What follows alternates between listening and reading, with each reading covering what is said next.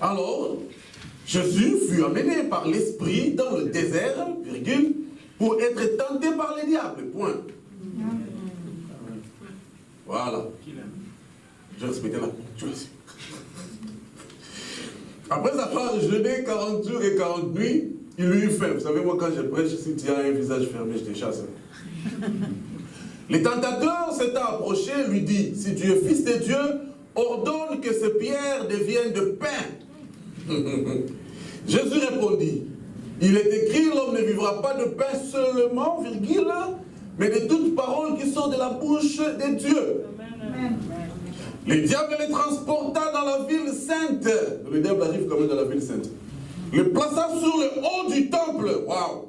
Et lui dit, si tu es un fils de Dieu, jette-toi en bas, car il est écrit, de point, il donnera des ordres à ses anges à ton sujet, point virgule. Et ils te porteront sur le même virgule, de peur que ton pied ne heurte contre une pierre, point. Ah, on va y se lire en français. Jésus lui dit, il est aussi écrit, tu ne tenteras point le Seigneur, ton Dieu.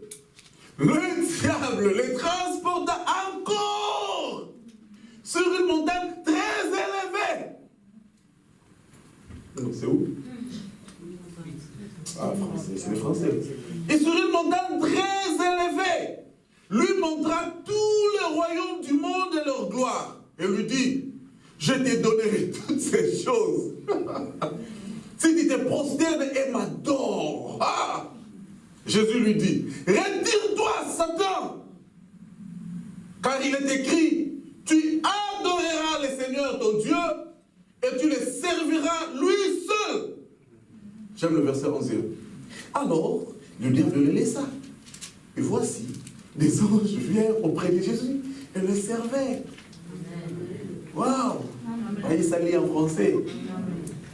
Saint-Esprit de Dieu, parle-nous ce matin, nous voulons être bénis par ta parole. Touche nos cœurs, nos esprits, à pouvoir recevoir cette parole, que ça puisse changer nos vies et nos cœurs, dans le nom de Jésus. Amen. Amen. Dis à ton voisin, écoute les prophètes te parler. De la part de Dieu. Dis-lui encore, écoute les prophètes te parler de la part de Dieu. Le verset premier m'a choqué, et chaque fois que je le lis, ça me choque, ça me donne envie de trouver le diable et le tabasser. Et la Bible dit que c'est Jésus qui fut amené par l'Esprit dans le désert pour être tenté par le diable. Donc, si je veux bien réfléchir comme un Congolais, donc l'Esprit savait que je vais amener ces garçons dans le désert et le diable l'attend là-bas.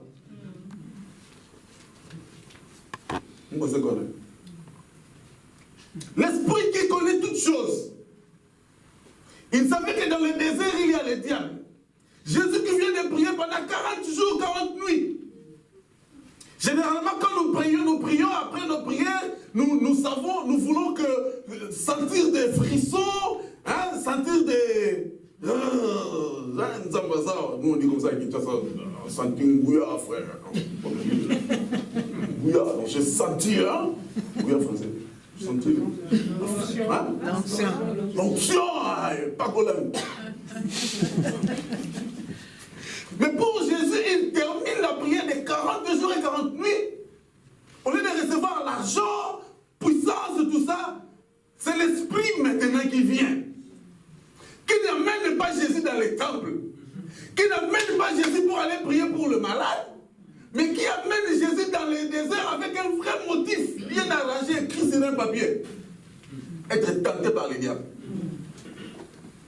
Donc Jésus ne savait pas pourquoi l'Esprit l'a mené dans le désert. Lui, il croyait peut-être qu'après le jeûne et prière, il y a des choix. Vous savez, comme nous, moi je me rappelle quand on jeûnait au Congo, on a jeûné de 6h à 18h, et on s'efforce pour garder tout ce qu'on a mangé à la maison. Donc quand on a déjeuné, on a gardé le pain. On a gardé. Donc, à 18h, vous avez plein de trucs à manger.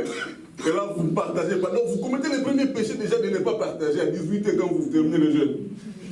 regardez ça, c'est ma nourriture. Vous avez déjà mangé, frère, il faut partager.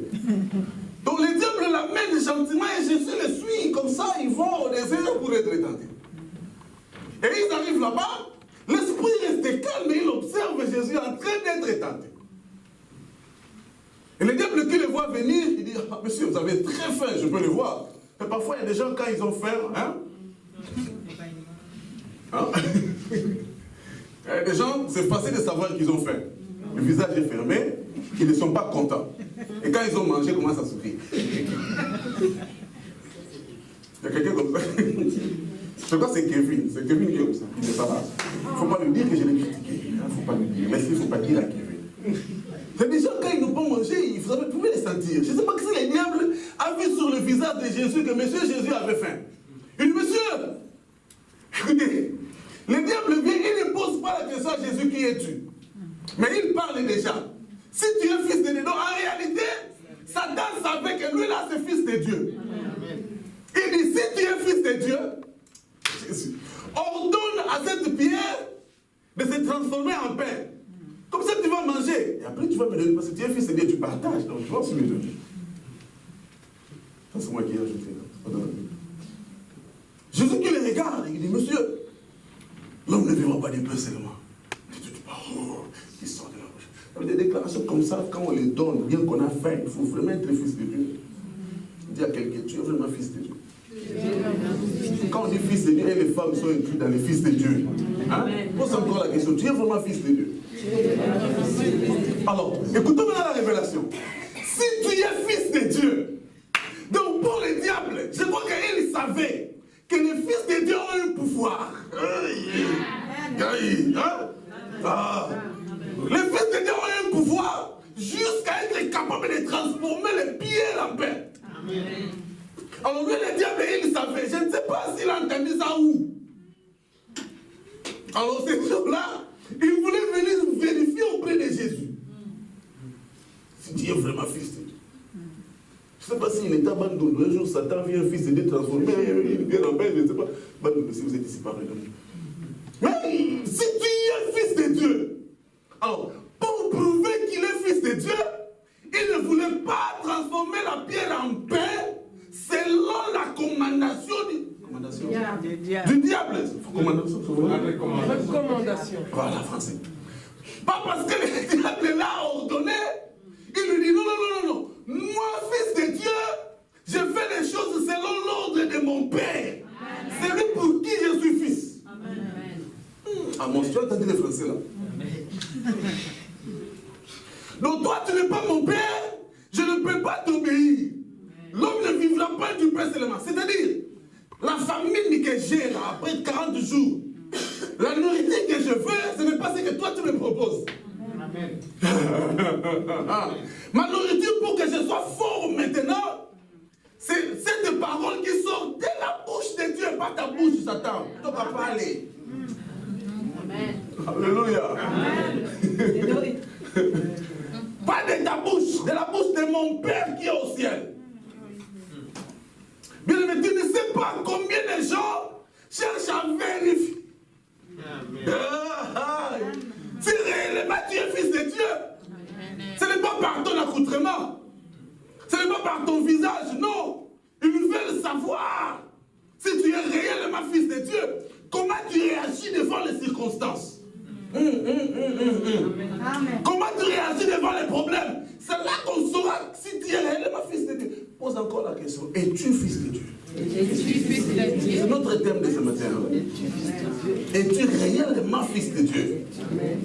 Bien, mais tout le monde aujourd'hui se réclame chrétien. Tout le monde. J'ai même vu un voleur qui priait avant d'aller voler.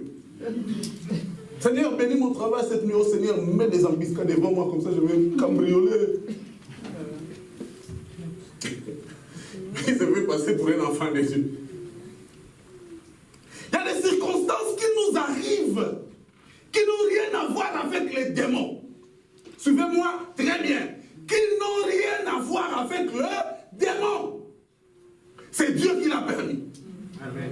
Lisez bien vos Bibles. Job était tranquille. Il louait Dieu, il adorait Dieu, il servait Dieu. Mais Satan passait. Et Jésus était sur son trône.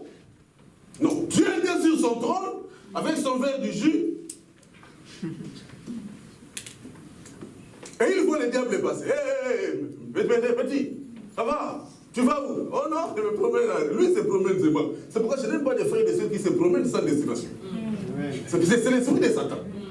Frère, tu vas où? Bon, je ne sais pas. Je pense que je vais aller là-bas. Ah, frère. Non, je me promène, moi, je me promène. Et Dieu lui dit, as-tu vu mon serviteur Job? C'est comme ça dans la Bible. C'est Dieu qui a commencé.